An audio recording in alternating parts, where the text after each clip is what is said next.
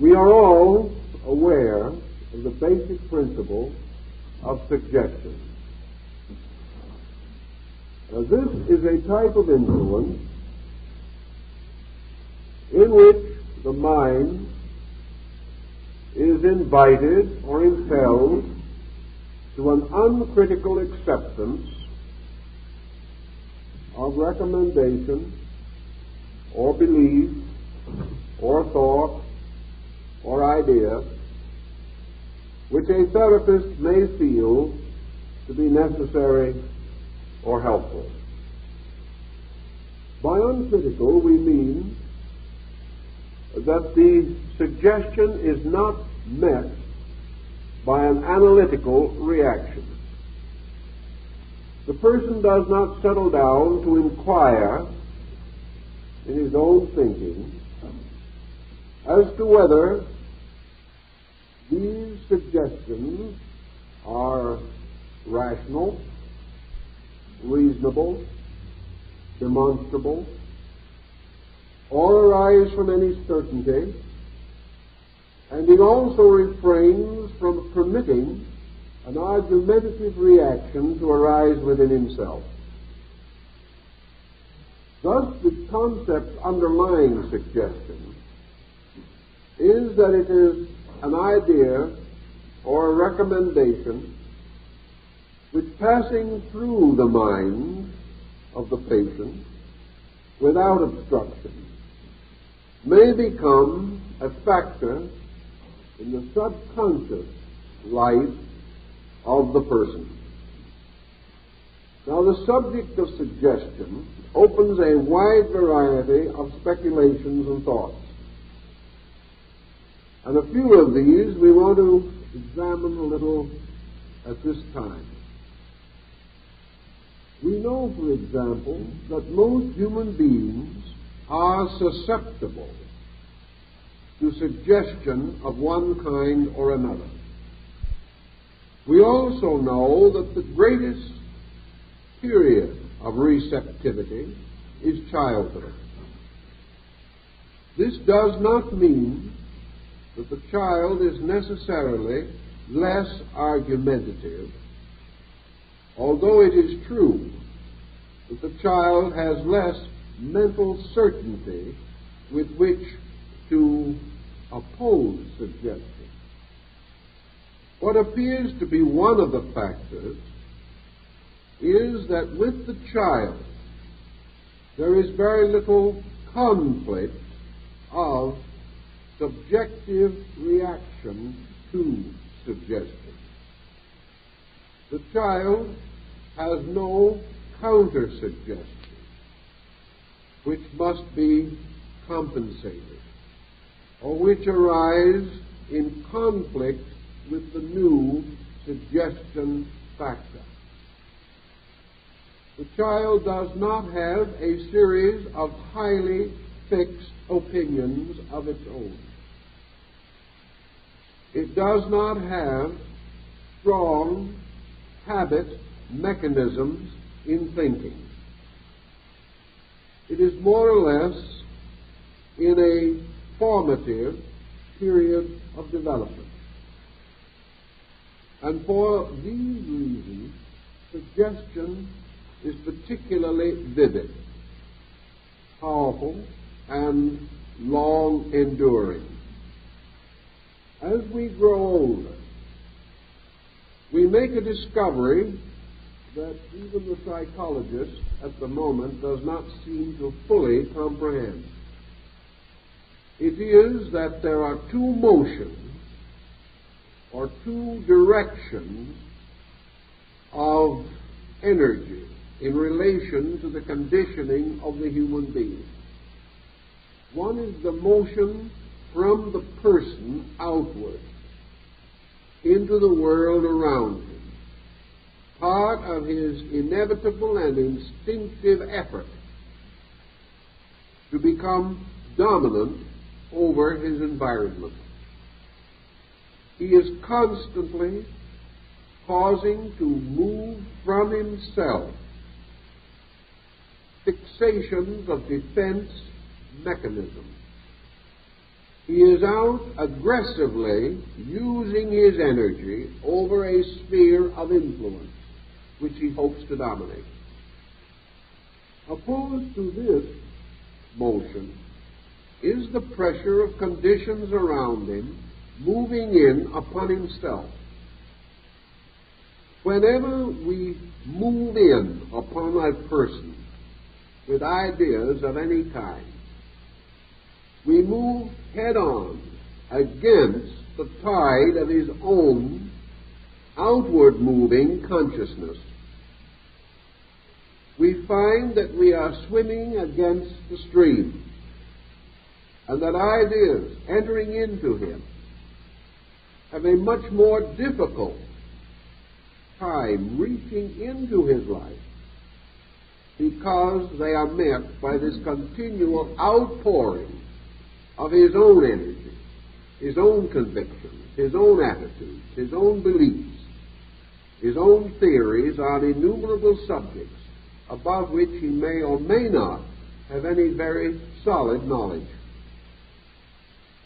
We know, however, also that the adult can be affected by suggestion. We are not certain, however, that this effect is exactly what we expect or hope. We are all subject to suggestion continuously at this time because nearly all forms of industry, salesmanship, economics, and the profession have become aware of the psychological factor. Many of them are working strongly upon the basic belief in the reality of suggestion as a way of influencing the private or public mind. But we observe also that they are not always successful. Take, for example, experience with television and radio advertising. There can be no doubt that the frequent repetition of certain advertising does promote sales. This cannot be denied. The facts are available. It is also, however, not to be denied that when an advertiser ceases to advertise for even a short time, his sales fall off. It means, therefore, that suggestion is not held as retentively in the mind as we might at first suppose. The first conclusion would be that it is submerged by the continuance of other suggestions. If a company advertising coffee ceases to advertise, other advertisers of coffee gain a peculiar advantage. They begin to have their suggestion enter into the mind of the viewer or listener, and he in turn comes to buy that coffee most immediately advertised.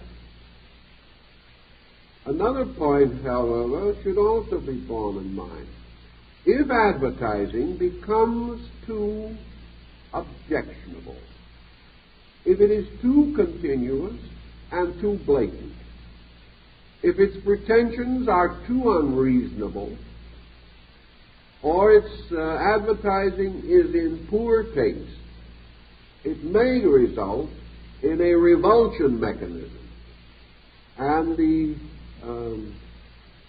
presumed purchaser may buy almost any other product because he is angry or rebellious against having his mind over-influenced. This we observe quite frequently now, and probably will see more of in the not-too-distant future. Thus, broadly speaking, we have 2 points demonstrated by modern usage. First, the suggestion very rapidly ceases unless it is repeated. and that this repetition, if continued for 10 years, will not ensure that the purchaser will buy the product in the 11th year. The pressure of the suggestion, therefore, is tied to its immediacy. And if this ceases, the suggestion loses authority. I believe we will find this to be essentially true also in psychological suggestion therapy. The second point to be made is that over-suggestion creates rebellion, not only in the purchasing of products, but throughout life. Over-suggestion in some of our family problems we like to call nagging, and we are convinced that nagging ultimately produces no good, that the insistence upon the acceptance of ideas causes a reaction in ourselves in which we rise to defend the right of free choice, the right of personal determinism. We demand that we shall always have the privilege of accepting or rejecting any suggestion that is made to us. This right, which we have demonstrated from our earliest experience as human beings, proves conclusively that a suggestion will not overwhelm all of the faculties or elements of our natures and minds, that we will accept to varying degrees according to our temperament suggestion elements, but we will not generally go overboard. We will always hold this peculiar privilege of making up our own mind. The only way this can be more or less completely neutralized, at least temporarily, is through the use of hypnotic techniques or hypnotic drugs. Theoretically, these may temporarily overwhelm our ability to defend our rights of free choice. But even in this instance, we must bear in mind that the interior part of ourselves, from which our determination to be ourselves springs, will recover in due time its own awareness. And after the effect of the drug or the hypnosis has worn off, self-determinism will reassert itself. Thus, suggestion, which is contrary to any abiding conviction in our own nature, or is contrary to our right to express our own individuality and freedom of choice, any such suggestion is likely to be short-lived and to have very restricted results, because it is not receiving the support of our own consciousness. Another important thing we have gradually come to realize about suggestion is that the more complex our culture becomes, and the more insistent and nagging suggestions become, the less effect they have. We build against even the suggestion therapist a kind of psychic antibody. We find gradually that an immunity to suggestion arises within the patient. This immunity simply means that the method, the technique, the process has exhausted its usefulness. And whereas temporarily the uncritical attitude can be held, and the patient can be kept in a certain state of acceptance, in time this passes. The physician is aware of this. The physician is aware, for example, that when he uses psychological technique, particularly in the various types of traditional or conservative therapy, that he creates a certain immediate result which is not lasting. The old days of the bread pill perhaps are becoming less and less remembered by the living, but they were great days of therapy, when 2 cents worth of medication would do $100 worth of good. Today it is the reverse. We get very little real comfort out of a $20 prescription. Nearly always the doctor knows that the first remedies which he is able to provide will have more efficacy due to the fact that the patient is in a little more receptive mood.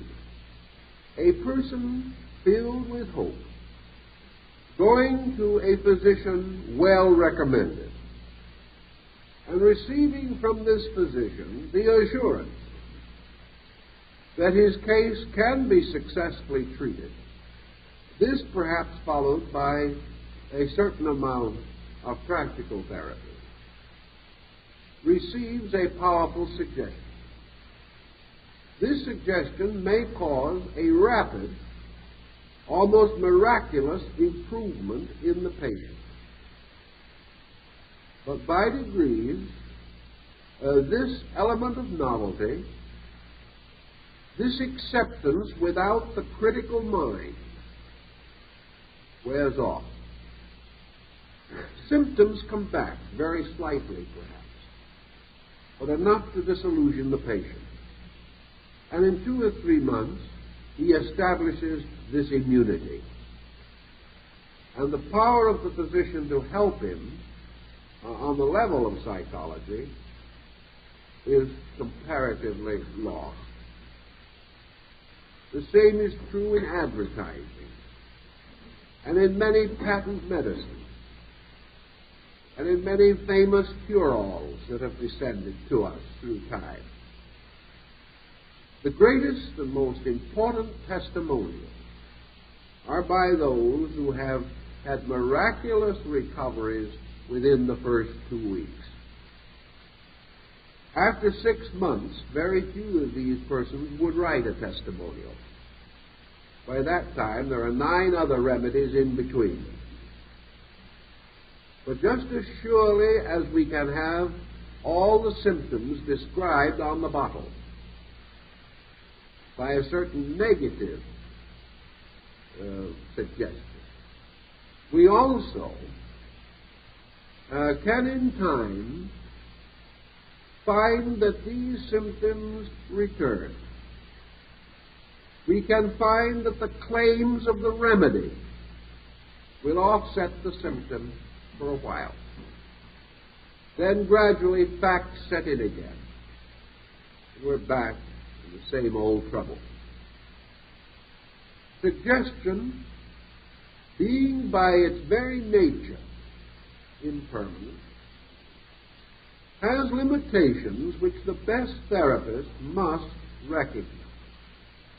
It is a bridge, giving him an immediate receptivity on the part of his patient, but ultimately only proven value can keep that relationship strong, meaningful, and resultful.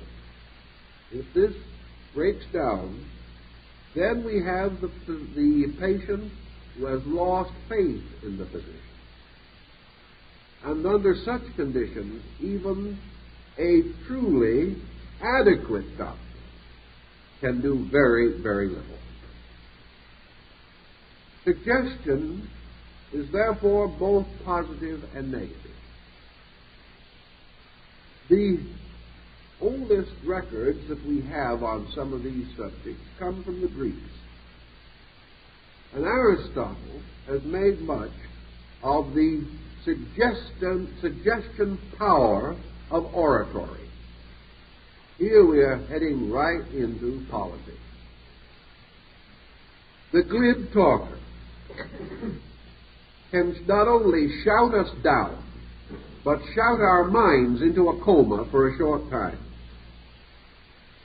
We wildly applaud, we are deeply moved, then go home and the next day wonder why we made fools of ourselves. We are unable to rationally understand how we could have been so completely hoodwinked. Well, perhaps we were not actually hoodwinked. What we really mean was, how could we be so influenced away from our normal attitudes on these things? Perhaps our attitudes were wrong in the beginning. But by the next day, our wrong attitude is back in control of the situation. We have been overwhelmed, forced into an uncritical relationship with another person by their bombast, by their beautiful wording, by the force of their personality, and by the common applause of other people like ourselves, all under a common glamour. All this constitutes a powerful suggestion pattern. In the field of our sciences, suggestion occupies another interesting relationship. Suggestion comes to us frequently through books. It comes to us also in prevailing modes of thought and therapy.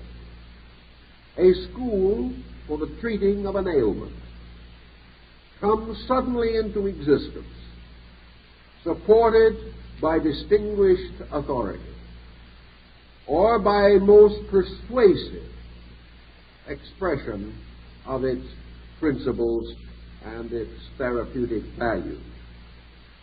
This school sweeps the country. Thousands, tens of thousands, hundreds of thousands of persons suffering from certain ailments receive a new lease on life. They really believe that now they have the answer. So they flock to the remedy. They do everything possible to take advantage of this collective conviction that help will come. 2 years later, the school has disappeared. It could not perform a miracle. Man wants miracles. It was unable to sustain by its actual proven merit the glamorous pretensions which had surrounded it. The hundreds of thousands of persons did not immediately recover. Comes disenchantment. The school is now regarded as a fraud. Everyone believes they have been hoodwinked. All their hopes have come to nothing. Very likely the school was not a fraud. But expecting, as we do, miraculous circumstances, we felt them for a time, and they so exaggerated our hopes that disillusionment was more tragic than it would have been had our hopes been more moderate. So again, the suggestion can play an unpleasant and sometimes tragic trick upon us. Many years ago, there wandered about this country a number of spiritual healers, mostly of the evangelical nature. These persons were devout. Most of them were probably sincere. A few were undoubtedly merely theatrical. But a good many honestly believed that through prayer and through the laying on of hands or some other simple religious ritual, that they were able to be a channel for the healing power of God. They were so persuasive by their own conviction that they did convince many others. And at that time, the reports of miraculous cures were numerous. Most persons, however, never followed through on these reports. Had they followed through, they would have made two very interesting discoveries. They would have realized that certain persons did recover and remain well. Certain other persons appeared to recover, remained improved for a week, a month, 2 or 3 months, and then relapsed back again into the old condition. Why this distinct difference? The only answer lies within the individual himself. The degree to which the suggestion was actually, internally accepted. The degree to which the person, through his own believing, was able to remain uncritical and was able to continue the intensity of his faith. Again, among those who were improved, a further division into two groups has to be made. Suggestion has an area of usefulness beyond which normally it cannot extend itself. Suggestion is usually a mental, emotional process. Mental, perhaps, on the level of its acceptance, which must be, as we said, uncritical, but emotional in the reaction which it set up of hope, faith, and a great desire and willingness to experience benefit. If, therefore, the trouble in the beginning was in that part of the nature of man which could be reached and could be served by a new or improved consciousness toward life, it is quite conceivable that the remedy might prove relatively permanent. An example is a man who had remained for a number of years very much of an atheist, or at least a negative agnostic. That's a thought, negative agnostic. Well, I rather like it anyway. He was sick, and he attended one of these healing services of an evangelist.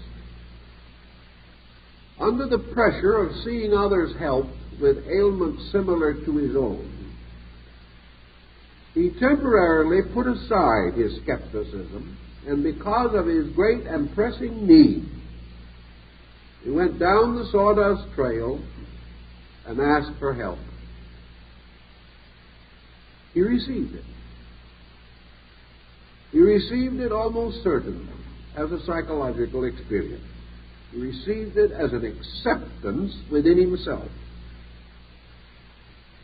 Under normal conditions, most of the persons whom he saw there also helped, soon relapsed back into their former condition.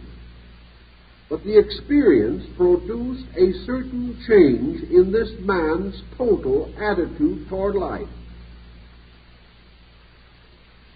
From the miracle of the moment, from the fact that he instantly experienced good, he was transformed almost immediately into a believer. His skepticism, his agnosticism, his cynical attitude toward religion was wonderfully dissipated by this experience through which he passed. He remained from that time on to the end of his life a devout person, deeply conscious of the power of religion in the life of man. Because of this, his symptoms did not return. He had changed not merely as a result of an immediate suggestion, but by means of the help offered by a suggestion. He was able to make a marked and important decision affecting his total consciousness. Under such conditions, the suggestion was the bridge which led him to a far more complete recovery. Such is the same problem at Lourdes or Saint-Anne-de-Beaupré or any of the great healing shrines of the Christian and non-Christian world. For in both spheres, spiritual healing is by no means an unusual phenomenon. Thus we have in suggestion a present help, and it takes on many of the aspects of ordinary medication. It is an optimistic physician indeed who affirms that his treatment cures the disease. Usually he is content if he can bring the body into a better state or a better condition to assert its own rules of health over the ailment. If, therefore, the physician can be an honest secretary of nature, if he can assist nature, he is content. Suggestion can also assist nature, but not if in its substance or essence it is contrary to nature. Suggestion then goes on into many fields of relative importance from a psychological standpoint, but we must cope with a number of these fields as we proceed to try to understand them better. A suggestion made by a person whom we do not respect will seldom have much influence. We must have some openness, and there are two ways in which openness comes. One, by respecting the source of the information, and the other is respecting the information itself. The power of Adolf Hitler to sway the German people was not, I think, because Germany universally respected or admired the man. Certainly that would be practically impossible, particularly for a country which had achieved the intellectual scientific level which Germany had attained. But Adolf Hitler was saying things that a great many Germans wanted to believe. And perhaps they did not want to believe them as excessively as he said them. But they certainly did realize or did accept that the things that he said conformed with their own feelings on a great many subjects. Let's take a homely example. If a very wise man comes and tells you that you are wrong, you may, through great respect for that man, be influenced or receive the suggestion to examine his remarks or even to accept his counsel. If a very foolish man comes and tells you that you are right, that man almost immediately rises in your estimation. You come to the conclusion that regardless of where he got the information, he is inspired. Thus we may react with openness of consciousness to the authority of the great or to good news, information which we desire to receive, which will support our prejudice or will give comfort to our opinion or will add something to our estimation of our own stature.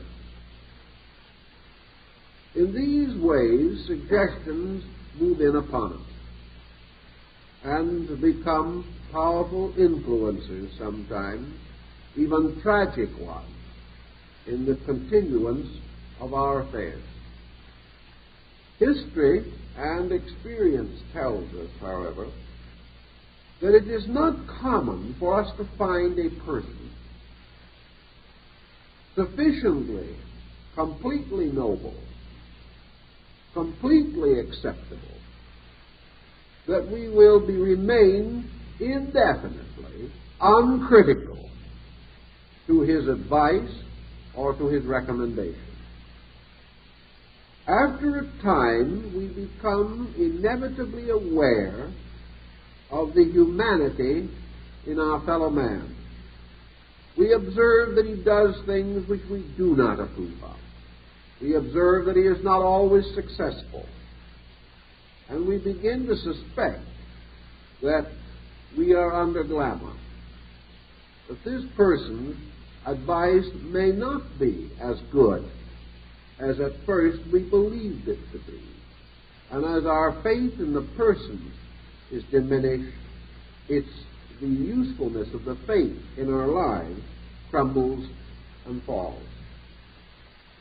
From a very ancient time, therefore, powerful advice, suitable to change the course of life, to change the history of nations, to provide the most powerful inducements to the modification of character, such advice had to have an authority.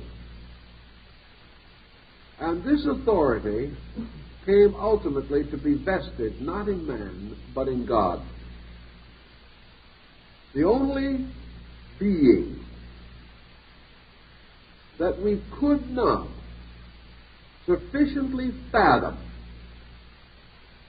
to unveil, the only power so great that it could not crumble before the onsets of time and change, the only strength so absolute that it could not be exhausted or fatigued by occurrences, was the divine strength itself. Also, God was about the only concept of a being which could be all-knowing, not only about life and the world, but also about us. God was the only principle, energy, power, or form of consciousness that we could not deceive, or which could be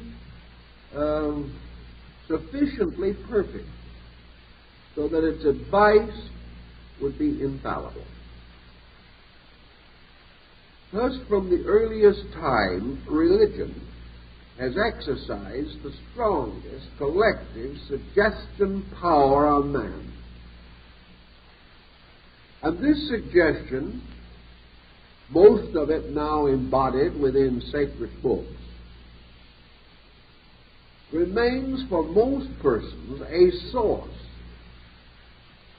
of leadership, of guidance, or direction, which they can accept uncritically. In fact, religion at a reasonably early date wrote criticism out of itself. And for thousands of years, religions taught their followers not to question. Because if they questioned, the magic of believing fell apart. Today we have people who sort of ridicule this. They say, let's ask some very pointed questions and ask them now. Let's get this all straightened out. So they ask the question. They break the mysterious little magic pattern that faith set up in the remote past. They discover, after they have asked questions and debated, largely with themselves in the name of God, that they are not struck dead with a thunderbolt, that God does not avenge himself upon anyone who asks questions. So they go blissfully on their way, feeling that they have unveiled the infinite. But deity has had its own quiet revenge in its own quiet way. These persons have lost the strength of believing. Something has been taken out of them. A virtue has passed from them. And as a result of that, they are rewarded for their critical attitude by a whole group of psychological plagues which have arisen simply from the individual no longer having a non-critical relationship with life. He is much more interested now in proving that his own thoughts are right. So he has his own thoughts. He proves them to his own satisfaction, and perhaps the satisfaction of some other people. And then he gets sick immediately and goes to a psychologist. He has paid a very great price for a very little ego satisfaction. In addition to these great suggestions that have thundered from the Mount of Sinai, that have been found in the Sermon on the Mount, or set forth in the Tripitakas of Buddha, in addition to these tremendous suggestions that remain apart from life, often in conflict with our everyday experience, yet still too strong for us to resist internally. We have, in addition, the early records of certain sanctified persons, prophets, messiahs, teachers, come from God. In the course of time, the human limitations or imperfections of these teachers have been forgotten. We no longer remember the simple, ordinary circumstances that must have played a large part in the lives of these people. We remember them only as haloed, mysterious God-men, whose words also ring down through time, for they spoke with the authority of God. And those were the days when the judges judged in Israel. And those were the days when the early Christian mystics communed with the apostles and the disciples and set up the foundations of their faith. It is very difficult for us to be uncritical with the simple, ordinary facts of life. But it is also very difficult for us to be rationally critical of a miracle. Between us and these persons are centuries of silence. We no longer know them, or their descendants, or the descendants of these descendants. They remain only in the elaborate tapestry of our own subconscious devisement. We create images of them. We worship them. We regard them. We revere them. We hold them as something apart. And when we read their words, or hear others read their words, we achieve a state of uncritical acceptance. Acceptance based upon a whole series of psychological experiences. These words brought consolation to our fathers and to their fathers before them. They have been the guides of our race. Before these words, Washington knelt in prayer at Valley Forge. And in the presence of this consolation, Lincoln knelt in the White House. The men we honor, the men we regard as peculiarly noble, were men whose strength came from this uncritical acceptance of the power of God in the life of man. This, therefore, is the great suggestion. And nearly all the moral culture of our race, nearly all of what slender advancement we have achieved, whatever of good spurs us on to try to build a civilization out of the chaos of our own selfishness, whatever great inspiration and insight we have known, have come from the suggestion of these gods and their divine providence. Therefore, when we come down to our own little daily living,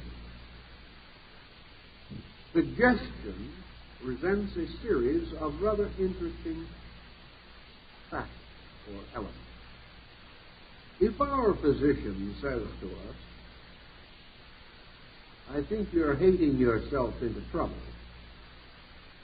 we say, "Well, Dr. Jones, if you'd gone through what we've gone through, you would have hated yourself into trouble too." Jones probably will agree.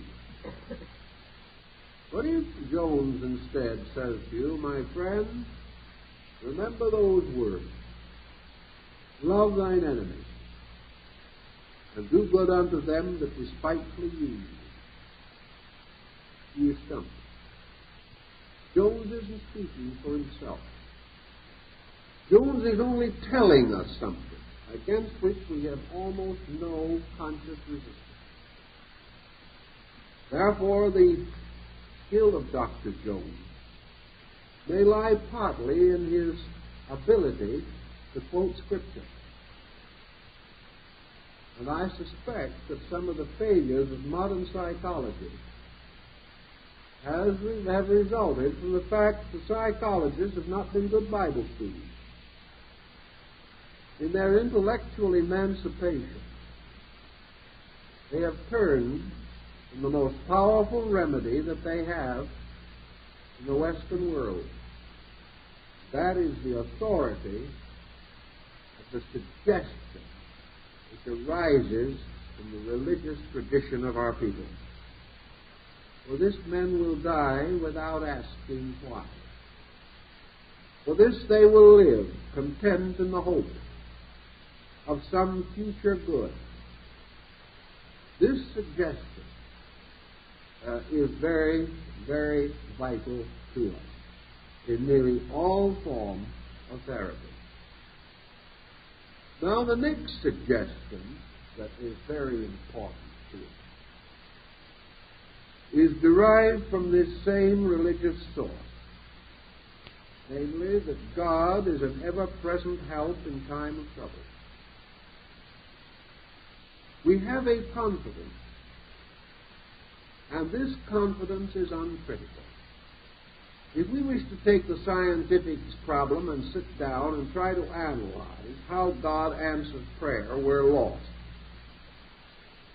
If we try to wonder what is happening on one side of the world while God is taking care of the other side of the world, we are also in a dilemma.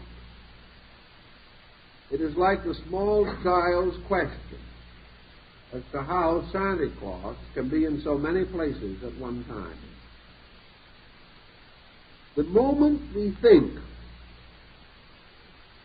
we take on a critical relationship to knowledge, in fact, to all these things. And in that moment, we lock ourselves against the power of receiving suggestions. If, however, uncritical, we do take the action of the immediate availability of the fact of divine help,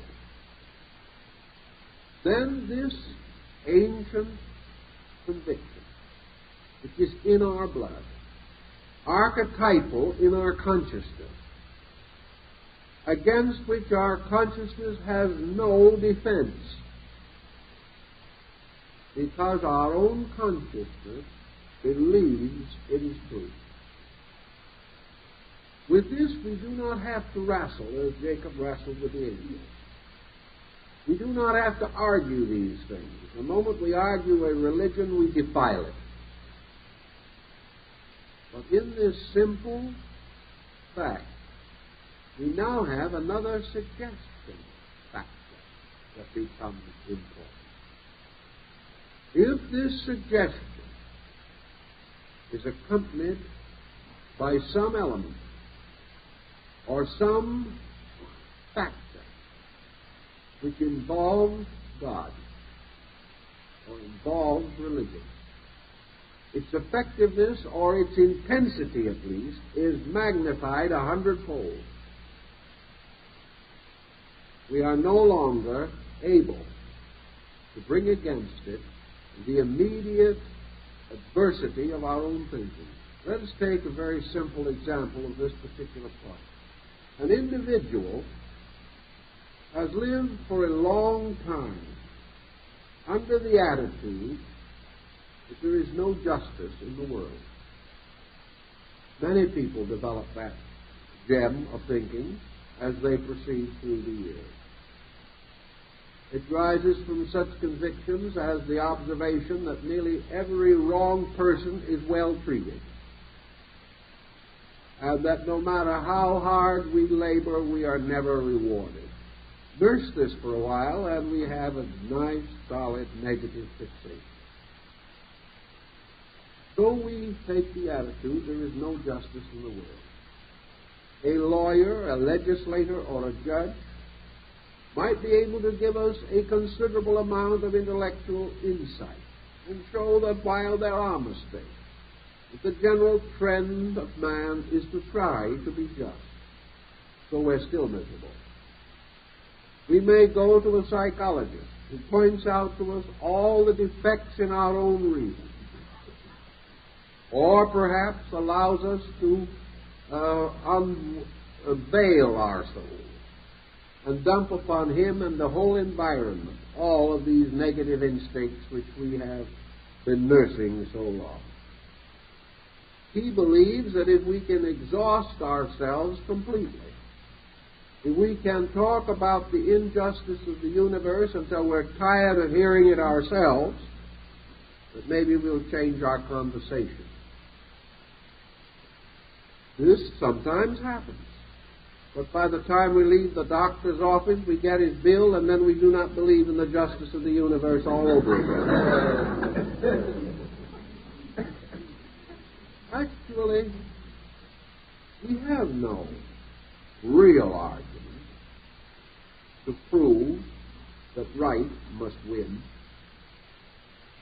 We see evidence of it.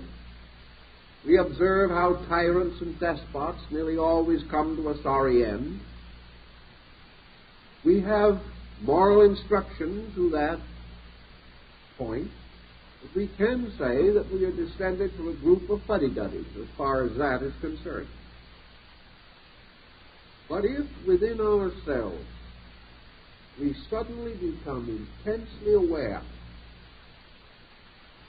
of the power of a divine principle, if we internally suddenly believe that God is in his heavens and all is right with the world, and this becomes a reality in ourselves, we then neutralize out of a common conviction the problem of our own particular misfit. We begin to sense that the trouble is not in the universe, but in ourselves. And as we must instinctively defend God if we are a believer, we can no longer assume that deity is unable to prevent evil or unminded to do so. We begin to have to argue with ourselves about this.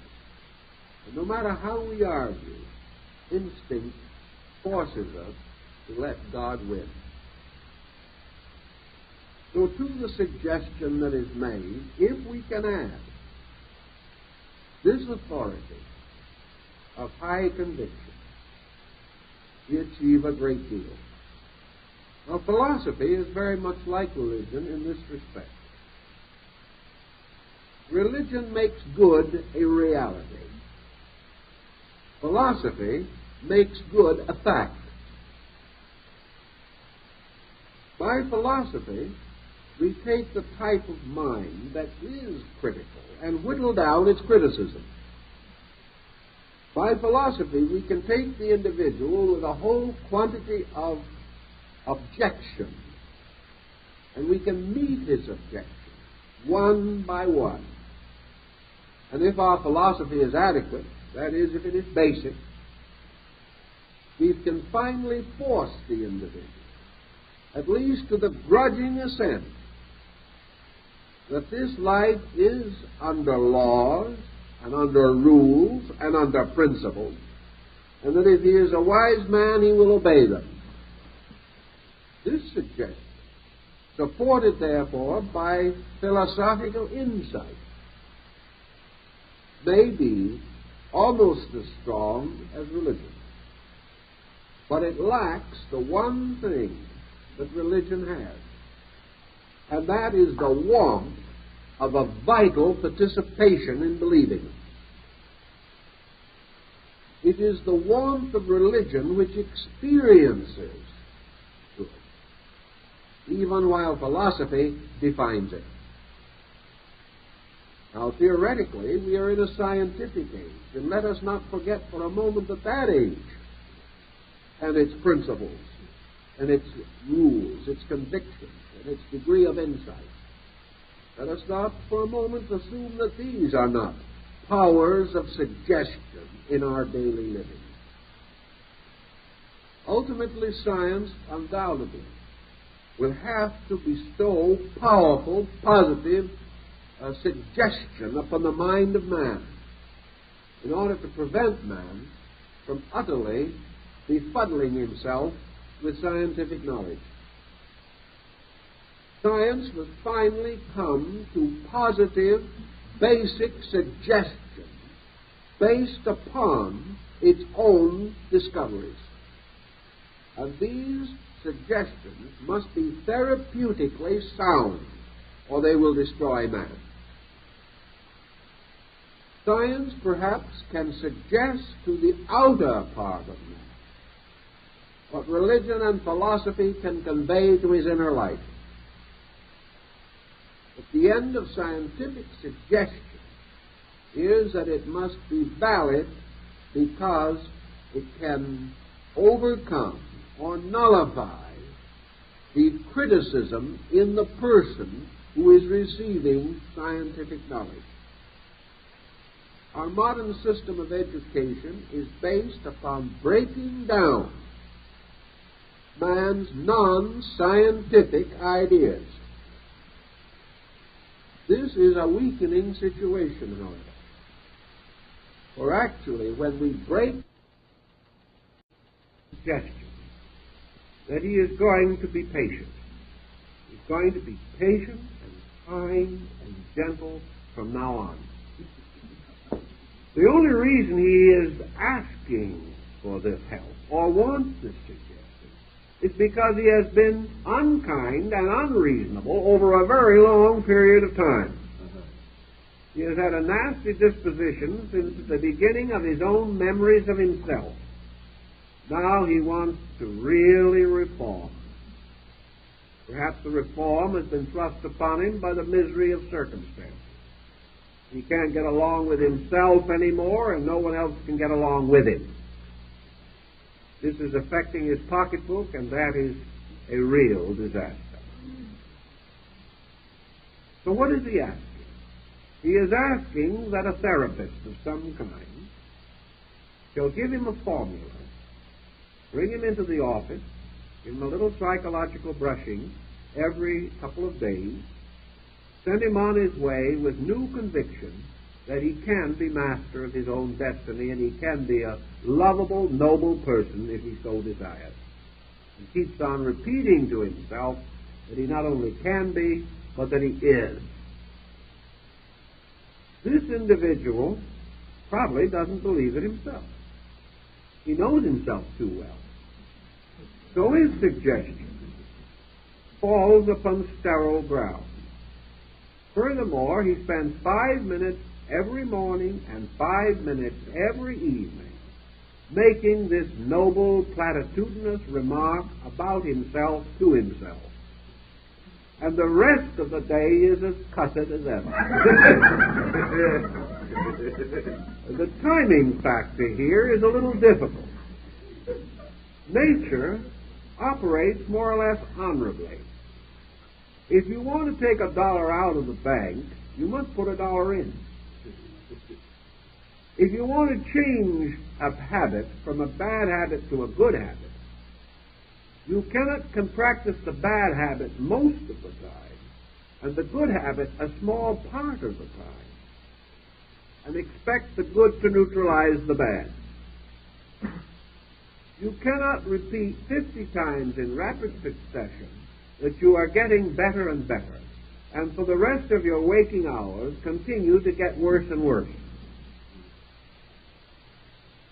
The suggestion is not as strong as the habit, is the point that we're trying to subtly convey. Actually, the only way that you can win a battle of this kind is to have the two armies of approximately equal strength. That may end in a draw. But you cannot overcome the habits of a lifetime or the intensities of the daily repetitions of these habits now by a few well-curled or turned phrases. You may gain a certain result, but it cannot achieve too much because there is too much negative static involved in the situation. As soon as autosuggestion, or even suggestion itself for that matter, because it is often so used, became a wee bit popular, and individuals believed that they had gotten hold of the great and divine magical mystery of the universe, they also attempted to use this suggestion concept in a variety of ways for which it was never intended. The individual began to believe that he could mentalize himself, not only out of misery into health, but out of poverty into prosperity. He began to honestly believe, with such degree of honesty as he could believe, that he had found a magic wand which could transform everything and anything by a fixed attitude of the mind and the repetition of a formula. This led to innumerable complications. It also led largely to the general discrediting of a large part of the field of suggestion and autosuggestion. It meant that we were in the presence of an excess, more or less a corruption of an idea. And that which was intended to change man was directed to changing other things instead of man. The individual began to take the attitude that if he was not getting along well in the world, that his suggestion could go so far as to make the world change and treat him better. It's a lot of suggestions. In fact, as far as changing the world, even the divine suggestion seems to operate slowly. Also, we gained a certain telepathic attitude towards suggestion and auto-suggestion. We believed that we could sit around and by holding various thoughts cause our neighbors to move out or our distant friends to move in. We began to think of suggesting real estate transactions, good investments, and in many instances I've actually known people to suggest that other people should be stupid, simply so that we could impose upon them more easily. This, of course, was a little nightmare world of its own, more difficult and inconsistent and fantastic than Prospero's enchanted isle. The most that we did, of course, was to keep on suggesting to ourselves that we could achieve the impossible. Sometimes it looked as though we made it. But we began to ignore utterly the laws of probability. We forgot, for example, that in sickness, unless diagnosis has proof that we have a very serious ailment, miscellaneous, wandering, itinerant symptoms, griefs, misfortunes, and miseries of 1,000 assorted nature, will, in about 20 cases out of 25, simply solve themselves. Nature, stepping in, will cure most of the minor ailments that arise in man. It gives them a chance. But if we have some kind of a magic formula, we forget the natural operations of nature and give credit to the formula for things the formula had nothing to do with. Furthermore, by this process, we gain greater and greater confidence in the formula. Someday we trust our weight too heavily upon it, and this bridge of believing collapses under it. Autosuggestion then leads to a whole series of rather sobering reflections. That it can produce certain results, we do not doubt. Autosuggestion means that we suggest something to ourselves. Why do we use this technique? Usually because of some weakness in character, which makes it difficult for us to head into a proper, normal, reasonable correction of our own troubles. The individual says, well, I drink a little too much. I've tried 15 times to quit. Now I'd like a nice working formula of autosuggestion so that while I sleep, I will get over the habit. There's no implication that this individual wants to work his way through the habit. He really is out looking for one of these psychological painkillers or these universal remedies like the old Swanee Indian swamp syrup, which was supposed to take care of everything, including all unreasonable indulgence. This individual is trying to use suggestion or autosuggestion to take the place of the weakness of his own will. Now, he is up against a number of possibilities. If he decides on the autosuggestive process, he will almost certainly turn his suggestion against the habit he wishes to cure. He does not know, will not accept, nor believe, or realize that the habit is only an expression of himself, that he will never get over the habit adequately until he becomes a better person. That's the one thing he doesn't want to do, because that recommends or suggests hard work. The only way we can get out of weakness, negativity, or inadequacy is to outgrow these things. So what we really need is growth. We need to become the kinds of persons who will not make the silly mistakes we are now trying to get out of by autosuggestion.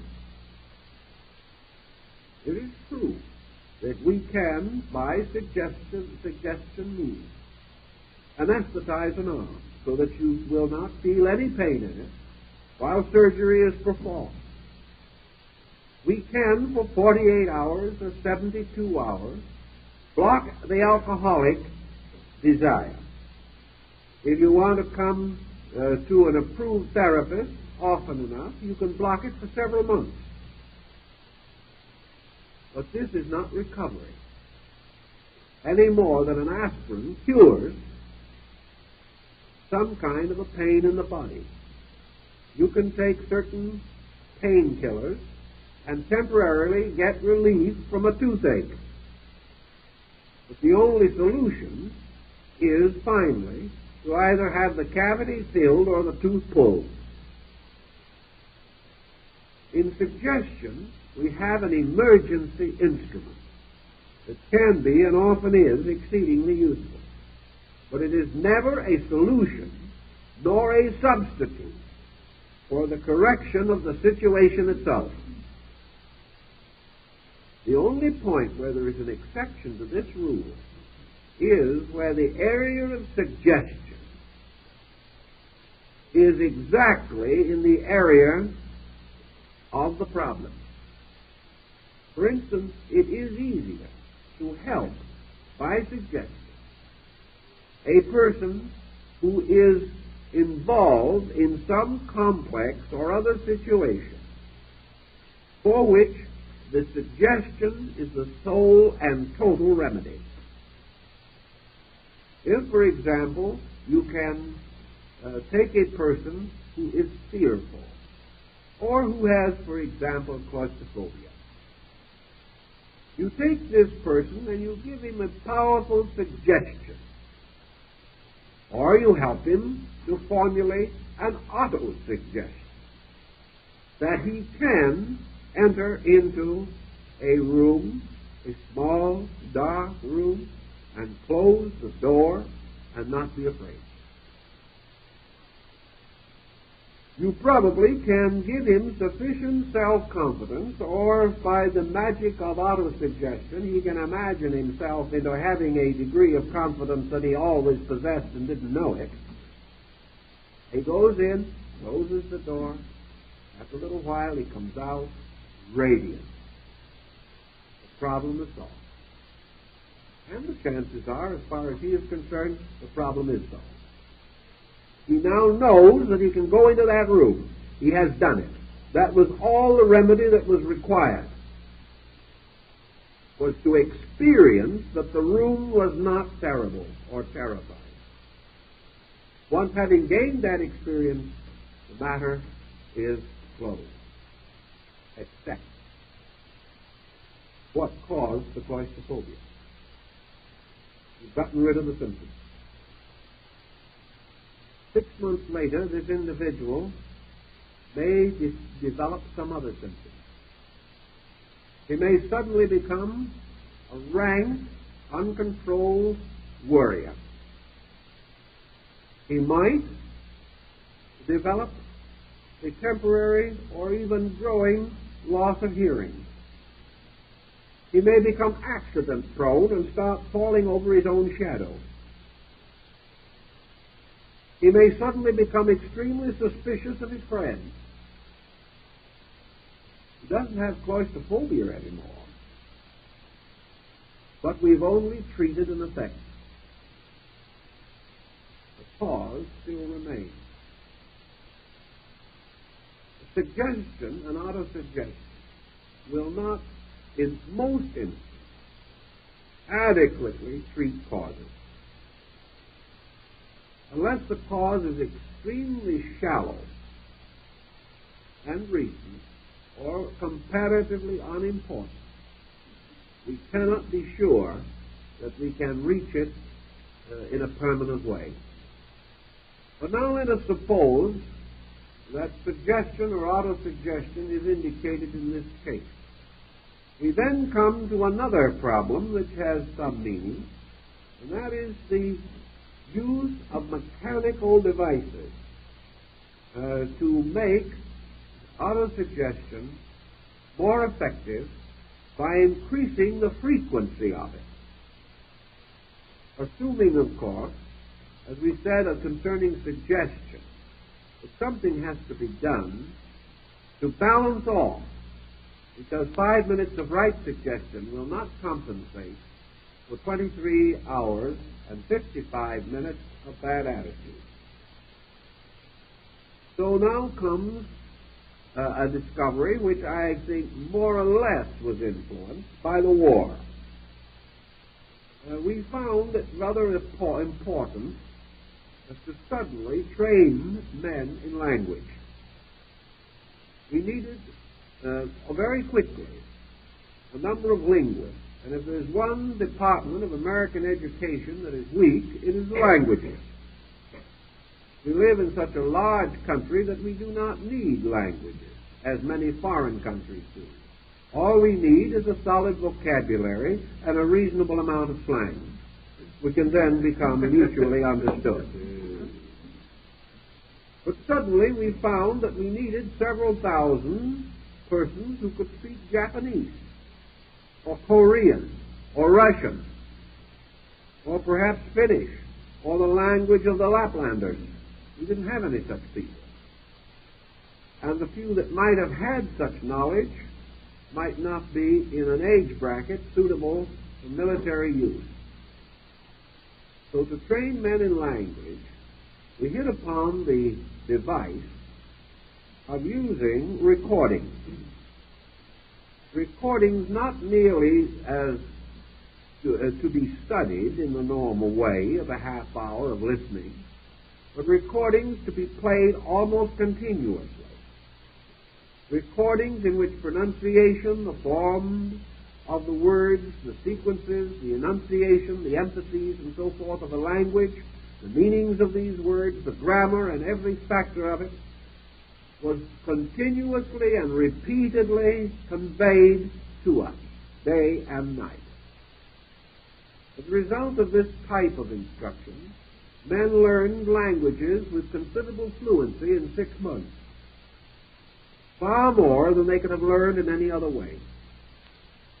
This led to the inevitable belief that during periods of other occupation, or even during periods of sleep, suggestion can be continuously poured in upon us for the purpose of creating a more or less complete compensation for the counteractions of our own personalities and temperaments. This worked out in a number of instances rather well, temporarily. But it did not work over a long period of time.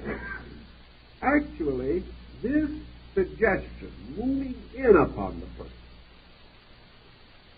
did not have the validity in his own experience. He was asked to accept suggestions that could be used in the case of language, because all it had to do was reach his memory and the retentive areas. And the suggestion can be held in that way. But there's a great deal of difference between remembering and being moved. We all remember the words of Jesus, but we don't live them. It is perfectly possible to have in our memory all kinds of constructive insight and understanding. But to move this from memory into action, or to change it from merely being on file and get it into use, this is different and not nearly so easy to accomplish. Thus, a noble suggestion or auto-suggestion brought into our attention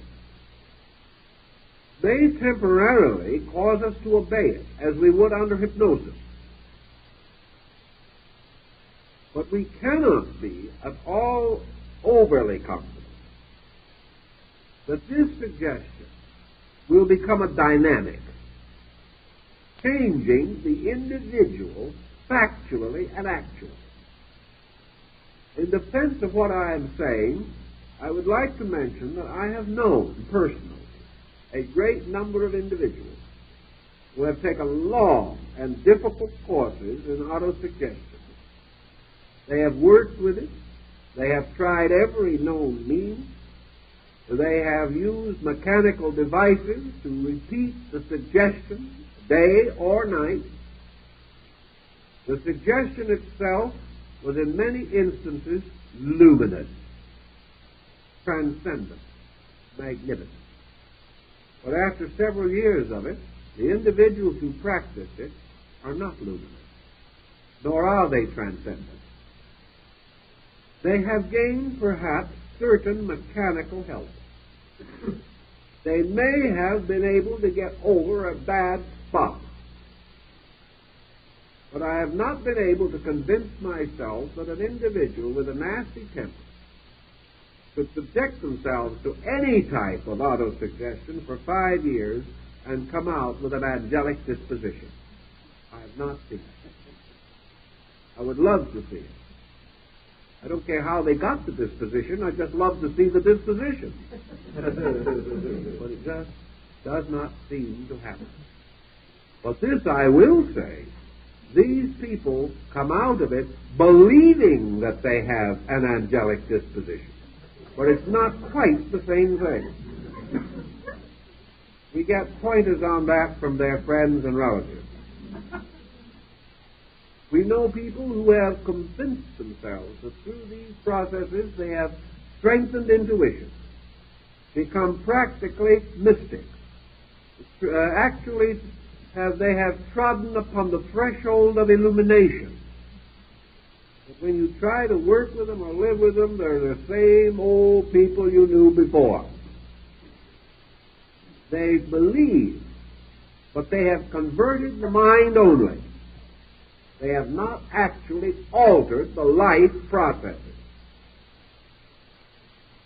Now, autosuggestion, in order to alter life processes, has got to accomplish the same thing that we referred to before in connection with suggestion. Man has very little confidence in himself. He just knows himself too well. He has very little confidence in his own insight, his own wisdom, and less in his own strength. Unless he is an egotist, when he will not even seek self-improvement, he is weak.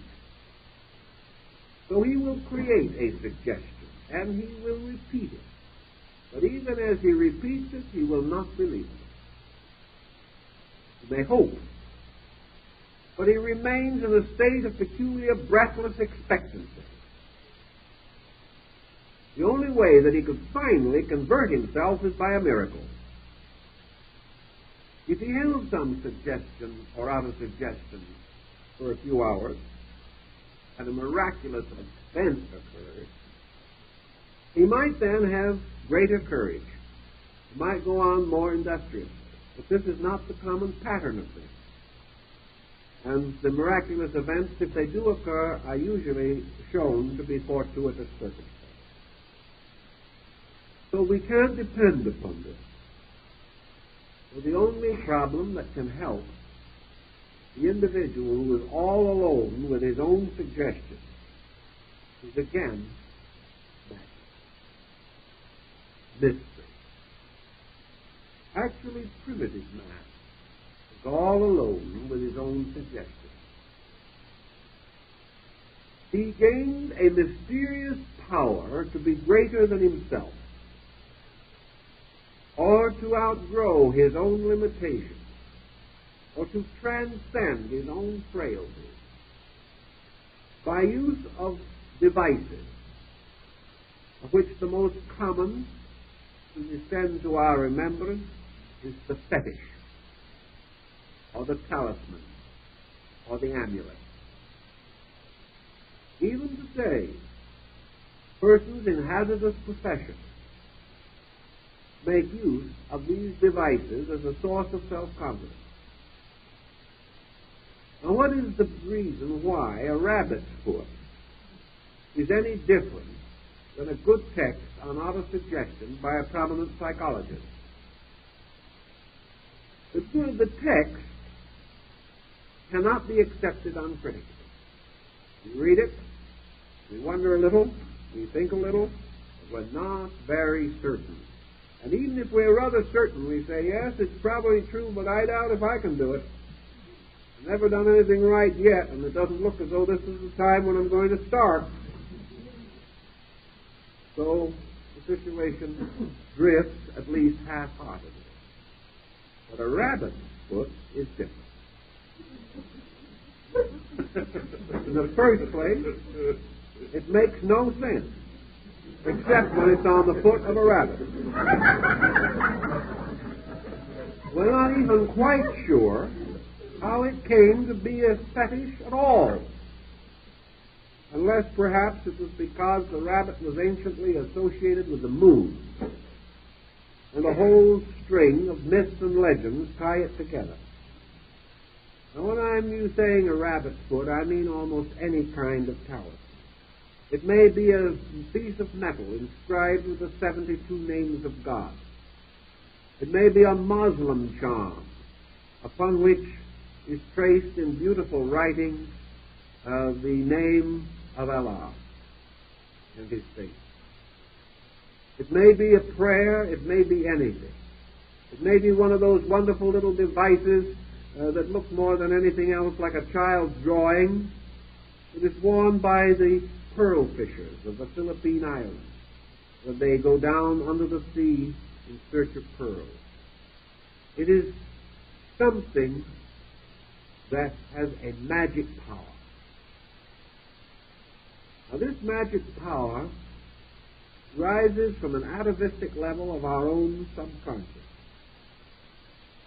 We do not believe in ourselves. We do not believe in our neighbors. We may doubt our clergyman. We gravely suspect our doctor. And we are much disillusioned in our psychologist. But a rabbit's foot is different.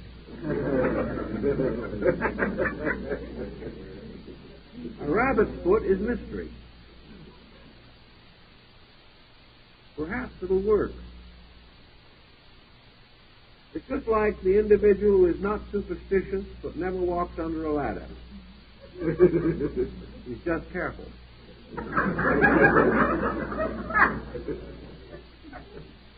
The moment you think about this, you realize that the rabbit's foot to the average person is a kind of demoralizing factor. It takes away most of the common sense. Therefore, when the time comes for us to make an affirmation, or to try to suggest ourselves into something, or to achieve an auto-suggestive intensity, it might be different if we make this statement, if we say these words, if we hold this thought with all our strength, at the same time take a tight hold on a rabbit's foot. The Chinese say that if one religion is good, two are better.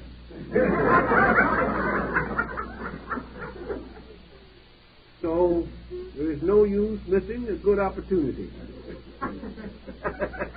In the same way, when we say in our prayer to ourselves, God, give me an understanding heart.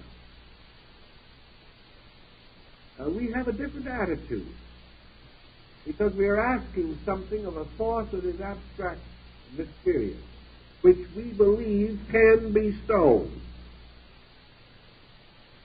And if magically we say, I am normally a coward, but while I hold in my hand this golden charm upon which is written the name of my God, as long as I hold on to that, I am strong. The individual is suddenly courageous. There are thousands of cases of it, critically recorded. That this kind of autosuggestion is strong. And it is strong because it applies to the inner part of our consciousness. And that it also does not depend upon our strength to overcome our own weakness. We do not believe that we are strong enough. We cannot conceive intellectually that we can take hold of our own bootstraps and lift ourselves off the ground. But if something else, some mysterious symbol of power, moves with us, then God and one constitutes the majority. If we can use something which stimulates our faith, makes us feel that this victory is not our own, but the victory of a power greater than ourselves, which we have known how to call upon. And the help of this power is an ever-present help in times of trouble. Then we are no longer depending on our own suggestions. We have stated in our own consciousness what we hope for, what we desire to have happen, what perhaps we feel desperately that we need. But it is not the voice of man crying in the wilderness.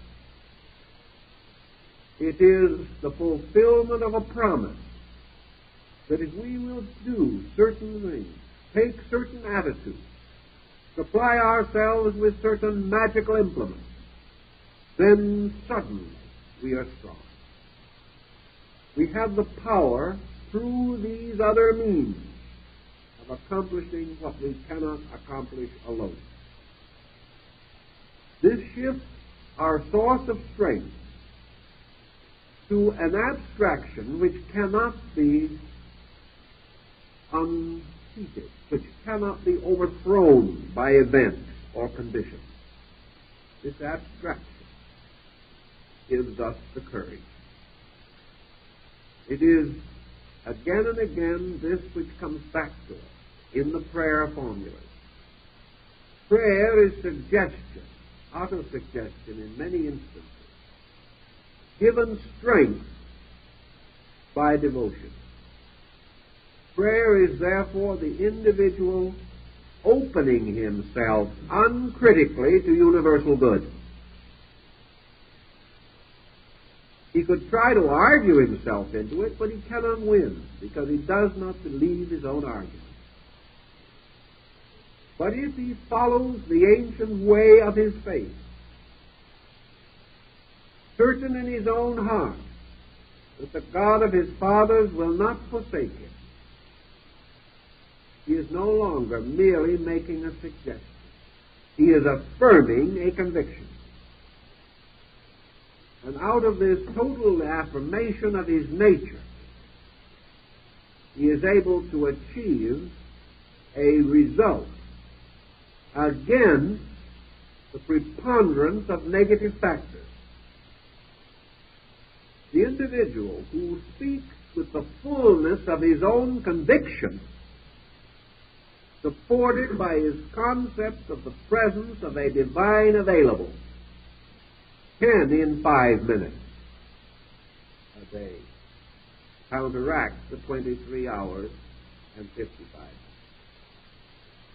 Because those 23 hours and 55 minutes do not represent one coordinated conviction of weakness. They represent largely confusion. They do not represent a focused intensity of evil, nor do they represent one simple pattern of infirmity. They represent a group of negative factors, habitually perpetuated, but about which we have the deepest moral reservations. The average person who is wrong knows it, particularly on the levels of ethics, or on the level of internal motivation, or on the basis of principle. He is wrong, he knows it, but he is too weak to do anything else. So the negation of the confusion of the mind will cause him to say, this I cannot do. This I cannot face. This is too much for me. I'm going down for the third time. But this does not constitute an organized, powerful, psychically sustained fact of consciousness. It represents dilemma, distress, disaster, but not a certitude of evil or a certainty of misery. If, therefore, you turn against it a powerful, unified conviction, not an attitude or a platitude, but a need sustained by the recognition of the factor of divine intercession, the miracle, the fetish, the rabbit's foot. This is stronger than the negative confusion which permits the difficulty to continue. For this reason, a tremendous religious experience, as Havelock Ellis points out, can in a fraction of a second completely change a whole life. So we have, against the extensity of a pressure, the intensity of a compensating pressure. In nature, these two values must be equal to produce the neutralizing of a condition. If a situation takes 10 years to get into, it does not necessarily take 10 years to get out of. But you must use as much energy to get out as you use to get in. If, however, you concentrate your energy on the problem of recovery, you can create a tremendous catharsis very rapidly, in which you achieve the full emotional energy equivalent of a long enduring negative habit. You achieve it and neutralize this habit far more rapidly than you acquired it.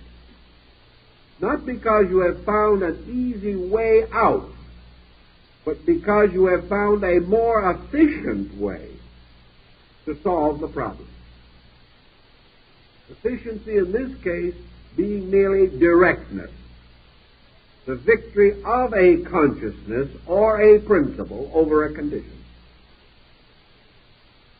If then in either suggestion or auto-suggestion we use merely formulas, or we try to hold attitudes that are strange to us, even though we want them, it is my opinion that our labors will be, for the most part, fruitless, except in the same way and to the same degree that we might seek temporary remedy in an extremity by the use of some drug which will not cure, but may make better treatment possible under more fortunate circumstances. If, however, by suggestion and auto-suggestion, we mean the intensification of value by which we are capable of basically changing our own relationship with life, this means that we must have available an emotional quotient. We must not affirm or suggest. We must experience. We must know the fact of this upon our own skin. We must live through the condition and know that it is so. And to achieve this greater insight, this greater degree of insight, we must move the internal part of our lives. We cannot keep on tossing these suggestions into the deep well of our own unconscious. We have got to move from the unconscious. We've got to stir out of this mysterious cave in which, like Thaphna, we have been sleeping. We have got to accept the challenge of internal change, the correction of a problem through the attainment of an insight which is superior to that problem. Because a problem only exists because our knowledge is inferior to our need.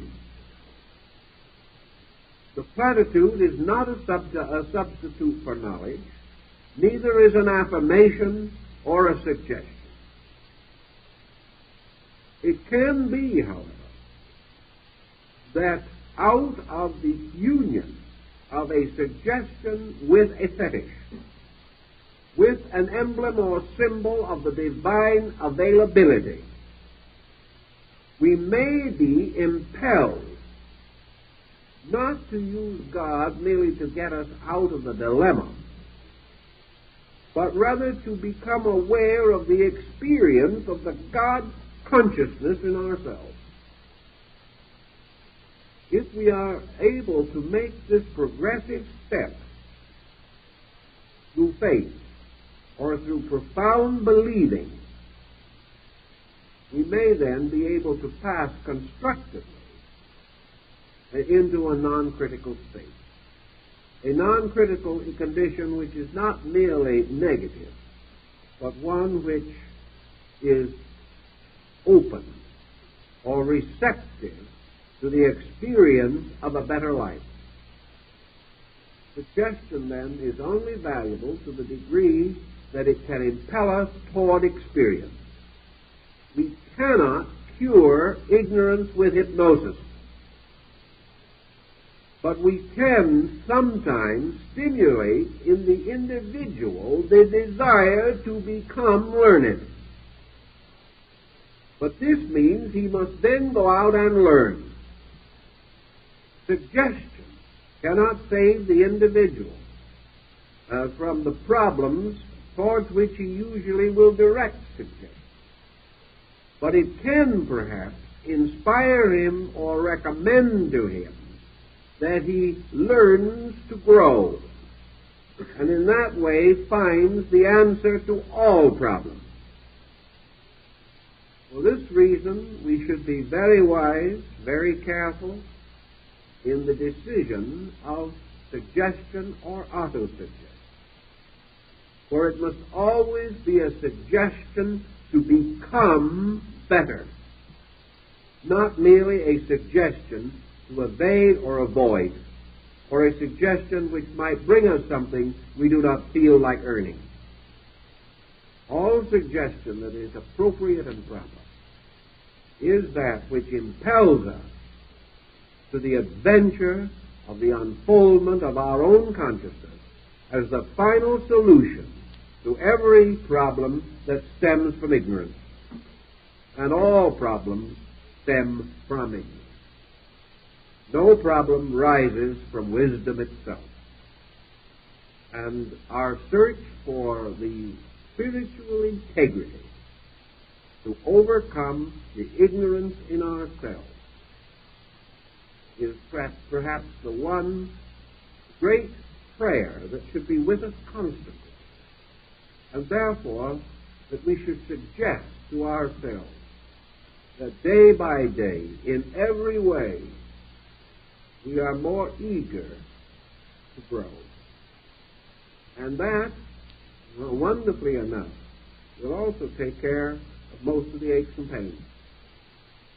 Because most of them arise simply when the individual, in the presence of the invitation to grow, and lacking the ability or the inclination to accept the invitation. So if we do not know what to do, hold that rabbit foot tight. Close your eyes and dive into an experience, learning from it all that you can. Seek not to avoid or evade, but rather to overcome all uncertainty by the certainty of personal awareness through experience of the values and principles governing human life. Take care of this properly, I think you'll do fairly well. And our time is up, so we'll start again next week.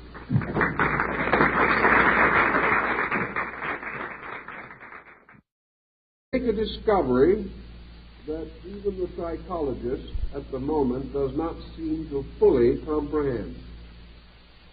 It is that there are two motions or two directions of energy in relation to the conditioning of the human being. One is the motion from the person outward into the world around him, part of his inevitable and instinctive effort to become dominant over his environment. He is constantly causing to move from himself fixations of defense mechanism. He is out aggressively using his energy over a sphere of influence which he hopes to dominate. Opposed to this motion is the pressure of conditions around him moving in upon himself.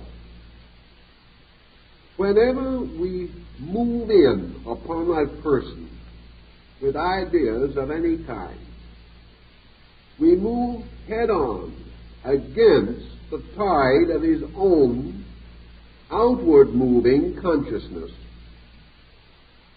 We find that we are swimming against the stream, and that ideas entering into him have a much more difficult time reaching into his life because they are met by this continual outpouring of his own energy, his own convictions, his own attitudes, his own beliefs, his own theories on innumerable subjects about which he may or may not have any very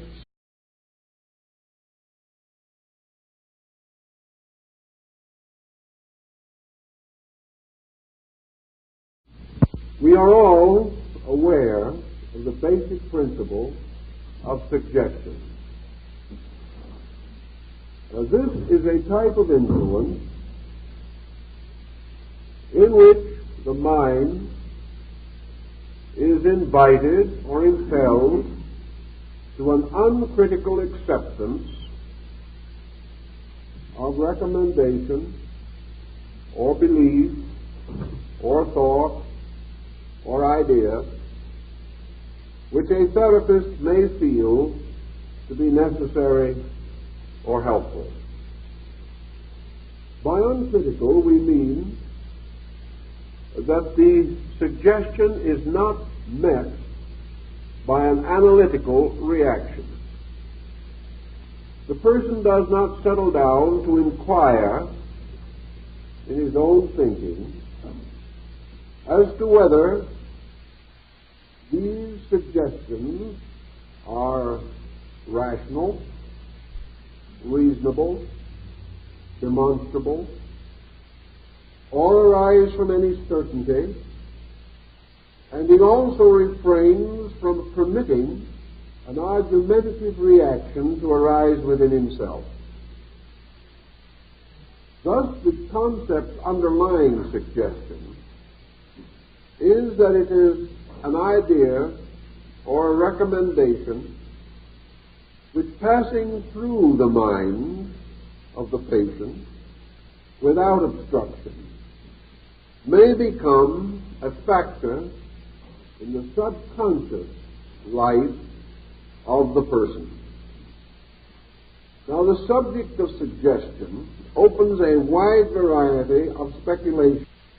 Ceases to advertise, other advertisers of coffee gain a peculiar advantage. They begin to have their suggestion enter into the mind of the viewer or listener, and he in turn comes to buy that coffee most immediately advertised. Another point, however, should also be borne in mind.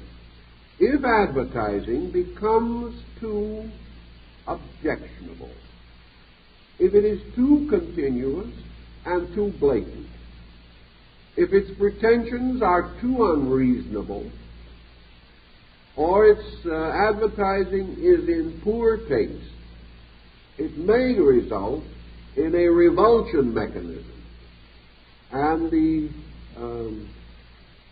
presumed purchaser may buy almost any other product because he is angry or rebellious against having his mind over-influenced.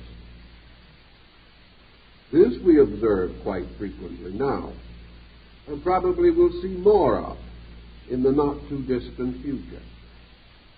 Thus, broadly speaking, we have 2 points demonstrated by modern usage.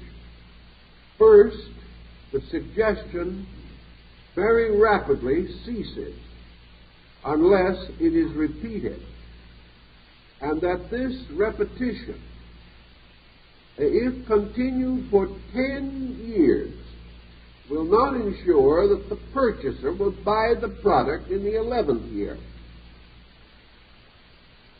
The pressure of the suggestion, therefore, is tied to its immediacy. And if this ceases, the suggestion is solid knowledge. We know, however, also that the adult can be affected by suggestion.